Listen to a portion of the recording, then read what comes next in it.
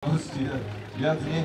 Potom sa vôbec nemôže spolujazkyňa čudovať, keď ju chytí jazdec za kolena, lebo však tam nie je miesto. No a toto je nádherné vozidlo, ktoré nám opäť predstaví majiteľ, lebo od neho sa dozvieme toľko vecí, že tento nádherný Willys. My sme sa už bavili o tom motore, ten mi nedá nejak spať, lebo vlastne hovorili si, že v lietadlách sa používal tiež takýto systém dávkovania paliva.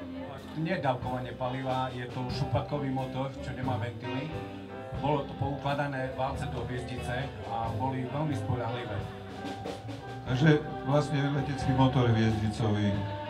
A lietadlá, nepamätáš, do akých sa to dávalo? Nejaký typ nepovieš? Do akých typov sa to dávalo, neviem, ale viem, že to bolo do roku 1917. Tak ja sľubujem, že do najbližšej akcie zistím, že do akých lietadiel sa dalo. Snáď v múzeu budeme mať niečo také. Takže dobre si pozrite toto krásne vozidlo. Majiteľ ho rekonštruoval 4 roky. 4 roky, ale cez deň je to len všetko v noci. V noci? A to akože pani nič na to? Nemôže povedať, má deti za sebou. ale však aj to už... O manželovej šikovnosti a manželkynej trpezlivosti. Tak to bolo, počuli ste slovo Božie. Ale poprosím vás, aby ste vystúpili aj dievčatá, aby nám ukázali, že aj oni sú správne oblečení všetci. Že vidíme, že aj kočky sú správne oblečení. Ne, celá rodina je veľmi pekne zladená, veľmi pekná, takže že takto sa má chodiť na akcie veteránske.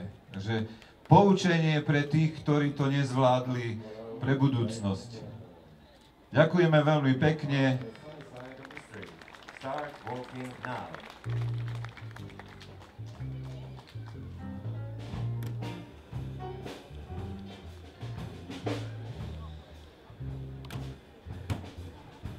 Len myslím si, že musí byť toto auto dobre chránené, lebo ty kmeď, tak neviem, že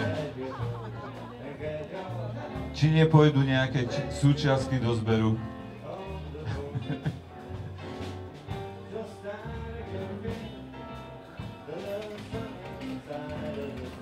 Takto sa štartuje staré auto na kľuku, baf a je to. Takže ďakujeme veľmi pekne.